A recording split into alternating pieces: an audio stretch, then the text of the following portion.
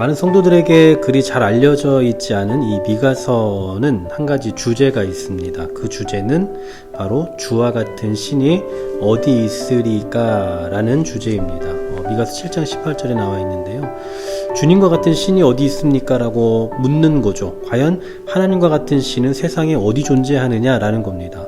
공교롭게도 약간 언어 유희 같기도 한데요. 이 미가라는 이름의 뜻이 갖고 있는 의미가 뭐냐면 누가 여호와와 같으냐라는 뜻을 갖고 있습니다.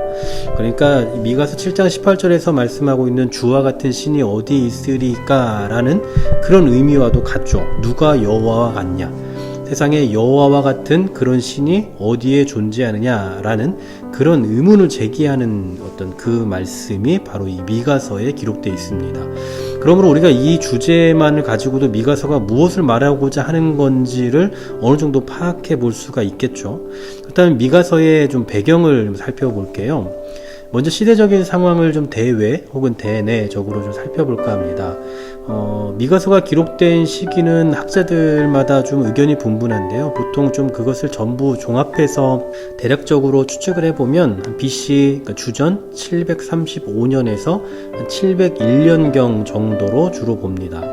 이 시대가 좀 어떠한 시기였냐 하면은요, 아수르 제국에 이어서 신아수르 제국이 주변 국가들을 막 정복하려고 하는 그런 시기입니다. 그러니까 신아수르 제국이 강력한 힘을 갖게 되었고 그 힘으로 인하여서 주변국들을 하나하나 정복하기 시작하면서 많은 그 주변국들로부터 두려움을 샀던 그런 시기였다라는 거죠.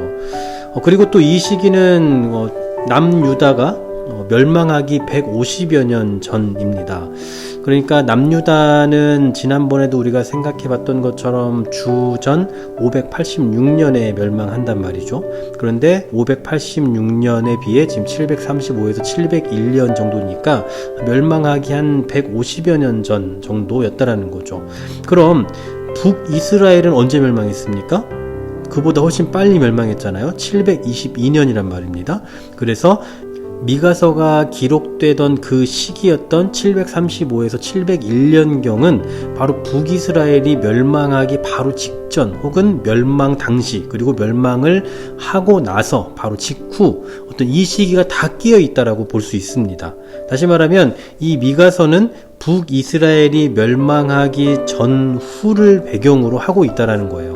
이때 누구를 향해서 이 선지자가 선포하고 있느냐 하면 바로 남유다를 향해서 선포하고 있는 내용이 미가서입니다.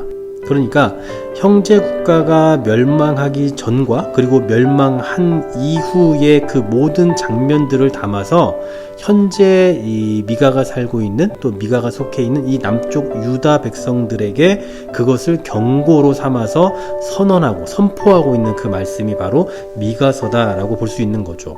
그렇다면 이제 시대적인 상황 대내적으로는 어땠을까요? 그러니까 국내에서는 어떠한 시대적인 상황을 담고 있느냐면, 그 당시에 이 미가가 활동하던 당시에는 크게 3명의 왕이 이렇게 순차적으로 지나갑니다. 요담 시대, 그리고 아하스 왕 시대에 이어서 히스기야 시대까지 이 미가가 활동을 해요. 그리고 미가만 이때 활동했던 것이 아니라 동시대에 함께 활동했던 선지자가 있습니다. 아주 유명한 선지자죠. 이사야와 호세아입니다. 그러니까 요담 그리고 아하스, 히스기야 왕 시대에 함께 활동했던 선지자가 이사야, 호세아, 미가였다라는 거죠.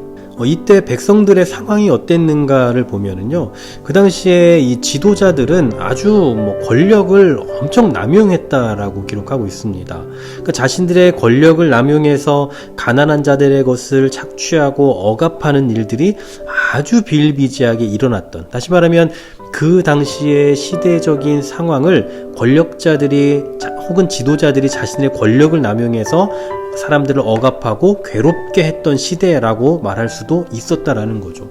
그에 반해서 그 당시에 백성들은 어땠느냐 하면 어떤 종교의식이 거의 없는 수준이었습니다. 그러니까 지도자들은 그렇게 억압하고 자신들을 괴롭게 했을 때에 하나님을 의지하는 것이 아니라 오히려 그들의 신앙 자체도 굉장히 냉랭해요. 종교의식 자체가 없다라고 보는 겁니다. 그럼 여러분, 종교의식이 없으면 사람들이 어떻게 됩니까? 다시 말해서 이런 거죠. 하나님을 의식하지 않고 하나님을 의지하지 않으면 어떤 삶이 펼쳐져요? 죄에 대해서 무감각한 거죠. 그냥 사람 눈치만 보는 겁니다. 사람이 괜찮다고 하면 그냥 다 괜찮은 게 되는 거예요. 바로 그들의 상태, 즉 미가가 활동했던 그 시대의 남유다 백성들의 상태가 바로 이랬다라는 사실입니다. 그래서 중요한 키워드가 있어요. 중요한 키워드를 크게 두 가지 정도로 생각해 볼 수 있는데요. 첫 번째는 들으라입니다. 들으라. 이 들으라는 궁극적으로 누가 선언하고 있는 겁니까? 하나님이죠. 하나님께서 들으라라고 말씀하고 있고 그 말씀을 선지자 미가가 대언하고 있는 겁니다. 하나님의 말씀을 들어라 이러면서 크게 이 미가서에만 이 들으라는 표현이 3번이나 등장을 합니다. 1장 2절에 백성들아 너희는 다 들을지어다. 3장 1절 내가 또 이르노니 들어라. 6장 1절 너희는 여호와의 말씀을 들을지어다. 이게 첫 번째 중요한 키워드고요. 두 번째로는 심판과 구원입니다. 지난번 우리가 요엘서를 통해서도 봤고 대부분의 선지서가 사실 이런 내용을 다 담고 있는데요. 하나님의 두려우신 심판을 다 선언하고 그리고 또 구원도 동시에 선언합니다.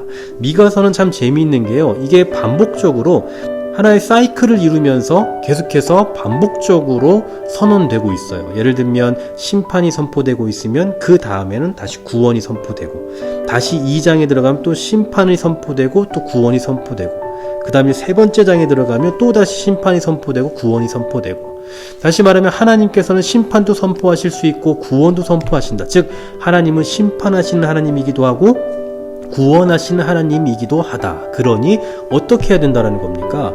들으라. 이제 들어라. 이제 돌이켜라.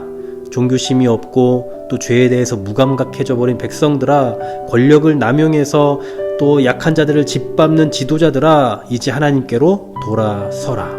그러면서 궁극적으로 선포하고 싶은 것은 뭐냐? 하나님 같은 분은 세상에 존재하지 않는다. 이렇게 위대한 능력을 지니시고 이렇게 용서를 베푸시는 하나님 같은 분은 세상에 존재하지 않는다.